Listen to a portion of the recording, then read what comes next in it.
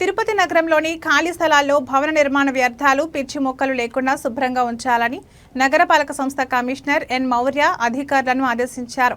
నగరంలోని అన్నారావు, కూడలి, KT road తదితర ప్రాంతాల్లో పారిశుధ్య పనులతో పాటు ప్రజల నుండి వచ్చిన వినతులను హెల్త్, ఇంజనీరింగ్ అధికారులతో కలిసి కమిషనర్ పరిశీలించారు.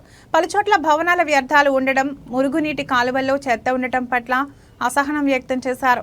నగరంలో ఎక్కడైనా భవన నిర్మాణ వ్యర్థాలు ఉంటే వెంటనే వాటిని తూకివాకం ప్లాంట్కు తరలించాలని టౌన్ ప్లానింగ్ అధికారులను ఆదేశించారు. ప్రజల నుండి వచ్చిన విడతలను అధికారులు క్షేత్రస్థాయిలో పరిశీలించి పరిష్కరించాలని అన్నారు. అనుసంధాన మార్గాల్లోని రోడ్లలో కూడా గుంతలను పూడ్చాలని ఇంజనీరింగ్ అధికారులను ఆదేశించారు.